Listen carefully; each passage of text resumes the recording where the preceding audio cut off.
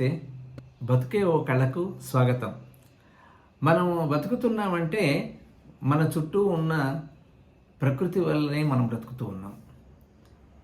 ఉదయించే సూర్యుడి దగ్గర నుంచి, మన చుట్టూ ఉన్న పొలాల దగ్గర నుంచి, పొలాలకు నీళ్ళనిచ్చే నదుల నుంచి, చెరువుల నుంచి, ఆకాశంలో కనబడే నక్షత్రాల నుంచి, ఆకాశంలో సాగే పక్షుల నుంచి, పాటల నుంచి, అట్లా రకరకాలుగా మన చుట్టూ ఉన్న అద్భుతమైన ప్రకృతి మనల్ని దీవిస్తున్నది, కాపాడుతున్నది, మనకు వెలుతురునిస్తున్నది. అన్నిటికంటే ముఖ్యంగా ప్రకృతి మనకెంతో ప్రశాంతతనిస్తూ ఉన్నది.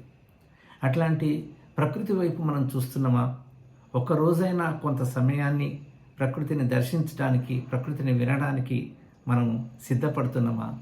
ఈ నేపథ్యంలో 2013లో నేను రాసిన ఒక కవిత ఒక్కరోజైనా, దాన్ని ఇప్పుడు నేను వినిపిస్తాను. ఒక్కరోజైనా లేచి లేవడంతోనే ఆకాశ వేదిక మీద సూర్యుని ఉదయ గాన ప్రశాంతతను విను. గానాన్ని వింటూ శుభ్రపడే ధాత్రి క్షేత్రపు సోయగాన్ని చూడు ఒక్కరోజైనా. చెట్ల నీడల్లో క్రితం రాత్రి రాలిన పూల మూగ విలాపాన్ని విను. తరుల మీది లేత మొగ్గల్ని, మొగ్గల్లోంచి ఉప్పొంగిన పువ్వుల్ని హరిత నేపథ్యంలో చూడు ఒక్కరోజైనా. అలా ఊరి బయటికెళ్ళి చెరువు నీరు తేటగా ప్రకటించే స్వచ్ఛ కీర్తనల్ని విను. తలెత్తి తరల తామరలు లేలేతగా మహామృదువుగా విప్పారే ఆహ్లాద దృశ్యాన్ని చూడు ఒక్కరోజైనా. దగ్గరలో అడవి ఉందా? వెళ్ళి ఎదిగిన వెదురు పొదలు విడుదల చేసే సంగీతాన్ని విను.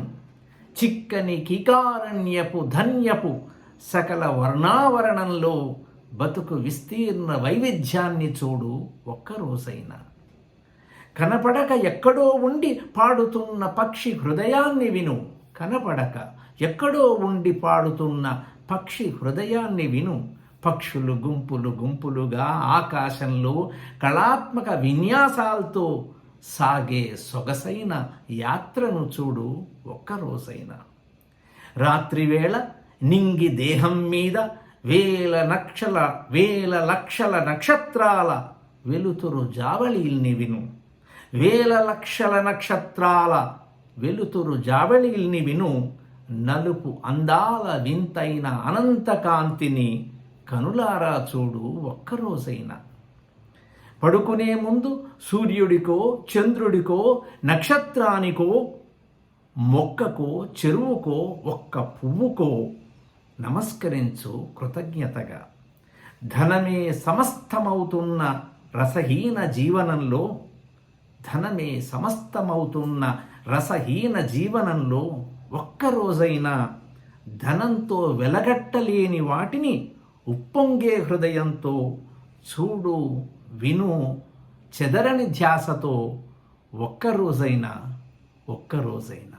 నమస్తే.